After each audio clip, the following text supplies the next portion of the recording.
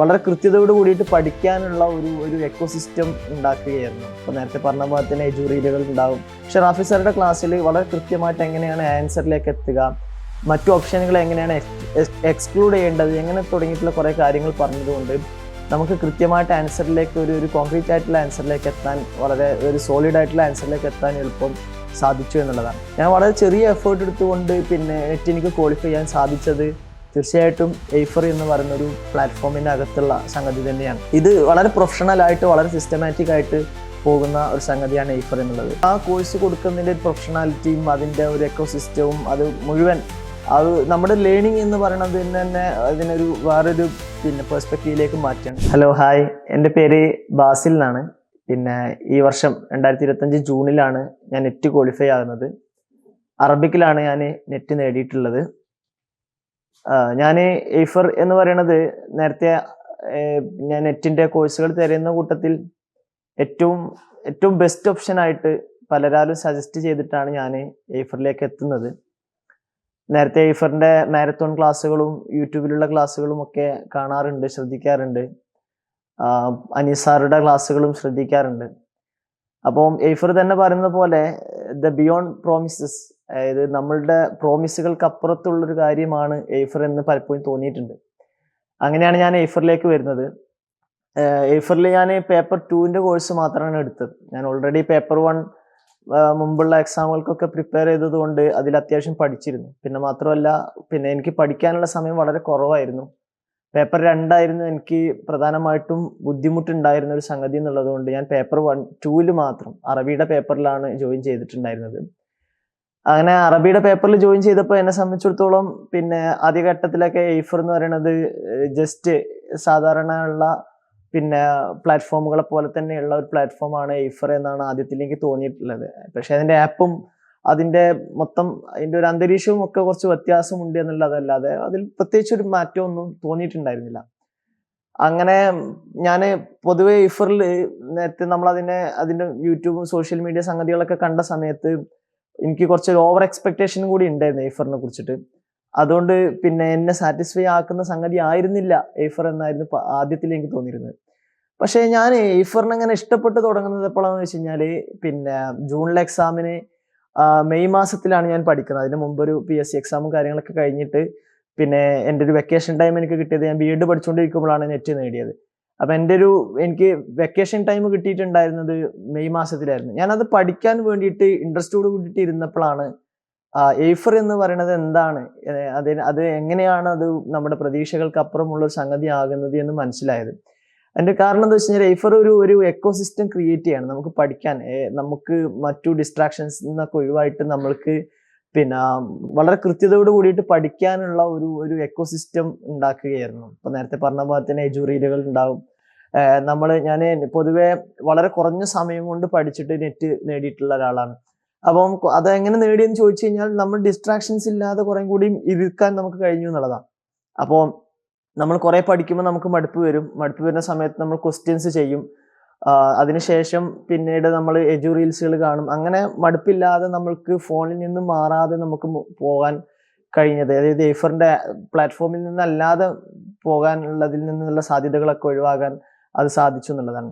രണ്ടാമത്തെ എനിക്ക് പറയാനുള്ളത് എയ്ഫറിന്റെ മെന്റർ, അറബിക്കിന്റെ മെന്റർ ആയിട്ടുണ്ടായിരുന്ന റാഫി സാർ എന്ന് പറയുന്നത് വളരെ എക്സലന്റ് ആയിട്ടുള്ള ഒരു ഫാക്കൽറ്റിയാണ്. എക്സലന്റ് എന്ന് പറഞ്ഞാൽ അദ്ദേഹം JRF നേടിയിട്ടുള്ള ഒരാളാണ്.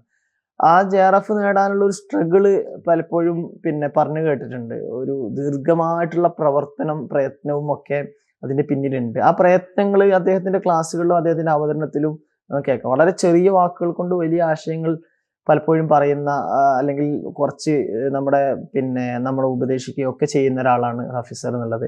അപ്പോൾ അദ്ദേഹത്തിന്റെ നേതൃത്വത്തിൽ ഉണ്ടായിരുന്ന ഈ നെറ്റിന്റെ 2018 മുതൽ 2024 വരെയുള്ള ക്വസ്റ്റ്യൻ ഡിസ്കഷന്റെ ഒരു സെഷൻ ഉണ്ട്. യഥാർത്ഥത്തിൽ എന്നെ സംബന്ധിച്ചിടത്തോളം എൻ്റെ നെറ്റിൽ ഏറ്റവും കൂടുതൽ സഹായിച്ചിട്ടുള്ളത് അതാണ് എന്ന് എനിക്ക് ഉറപ്പിച്ചിട്ട് പറയാൻ കഴിയും. അതിന്റെ കാരണം പൊതുവേ നമ്മൾ മുമ്പൊക്കെ നെറ്റ് എഴുതുന്ന സമയത്ത് 2-3 നെറ്റ് അതിന് മുമ്പ് എഴുതിയിരുന്നു. ആ സമയത്തൊക്കെ നമുക്കുണ്ടാകുന്ന പ്രശ്നം ആൻസറുകളിലേക്ക് കൃത്യമായിട്ട് നമുക്ക് ആൻസറും അറിയാം, ക്വസ്റ്റ്യനും അറിയാം, പക്ഷെ ആൻസറിലേക്ക് എത്താൻ പറ്റുന്നില്ല. നമ്മൾ ഹാഫ് ചാൻസിൽ പല ആൻസറുകൾ വിട്ടുപോകുന്നത് കൊണ്ടാണ് നെറ്റ് നഷ്ടപ്പെട്ടിട്ടുണ്ടായിരുന്നത്. പക്ഷെ റാഫി സാറുടെ ക്ലാസ്സിൽ വളരെ കൃത്യമായിട്ട് എങ്ങനെയാണ് ആൻസറിലേക്ക് എത്തുക, മറ്റു ഓപ്ഷനുകളെ എങ്ങനെയാണ് എക്സ്ക്ലൂഡ് ചെയ്യേണ്ടത്, എങ്ങനെ തുടങ്ങിയിട്ടുള്ള കുറെ കാര്യങ്ങൾ പറഞ്ഞതുകൊണ്ട് നമുക്ക് കൃത്യമായിട്ട് ആൻസറിലേക്ക് ഒരു കോൺക്രീറ്റ് ആയിട്ടുള്ള ആൻസറിലേക്ക് എത്താൻ, വളരെ ഒരു സോളിഡ് ആയിട്ടുള്ള ആൻസറിലേക്ക് എത്താൻ എളുപ്പം സാധിച്ചു എന്നുള്ളതാണ്. അപ്പൊ അങ്ങനെയുള്ള ഒരു സൗകര്യമായിരുന്നു എയ്ഫർ. അപ്പൊ ഒന്ന് എയ്ഫർ ഒരുക്കിയിട്ടുള്ള എക്കോസിസ്റ്റം ആണ്, രണ്ട് പിന്നെ അതിലുള്ള ടീമാണ്.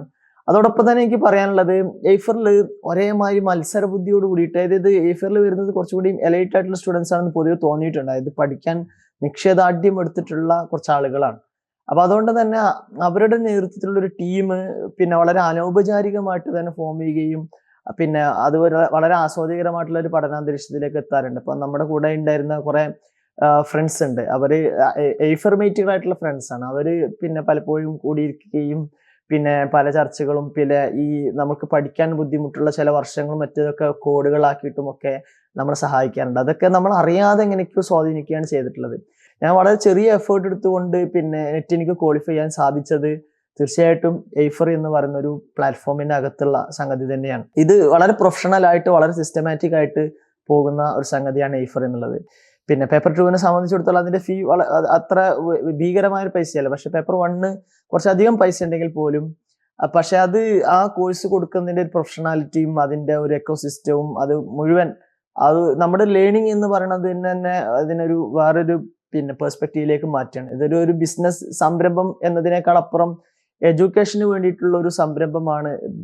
സംഗതി ഇതിൽ ബിസിനസ് നടക്കുന്നുണ്ടെങ്കിൽ പോലും അതിനപ്പുറത്തേക്ക് അതിൽ കുറച്ച് വാല്യൂസ് പിന്നെ അത് നൽകുന്നുണ്ട്. എഡ്യൂക്കേഷനെ കുറിച്ചിട്ടുള്ള വാല്യൂസ്, അതിന്റെ ഫിലോസഫി വളരെ കൃത്യമായിട്ട് കൺവേ ചെയ്തുകൊണ്ട് അത് അതിന്റെ സിലബസിലും അതിന്റെ പിന്നെ ഫുൾ പ്രാക്ടിക്കൽ സംഗതികളിലും എല്ലാത്തിലും അതിനൊരു കൃത്യമായ ഒരു ഫിലോസഫിക്കൽ ബേസ് കൂടി ഉണ്ട് എന്നുള്ളതാണ്. സാധാരണ ഇത്തരം പിന്നെ പ്ലാറ്റ്ഫോമുകളുടെ ഒരു പ്രശ്നം എന്ന് പറയുന്നത് അത് ഒരു ബിസിനസ് എന്നതിനേക്കാൾ അപ്പുറത്തേക്ക് അത് പോകാറുണ്ടായിരുന്നില്ല.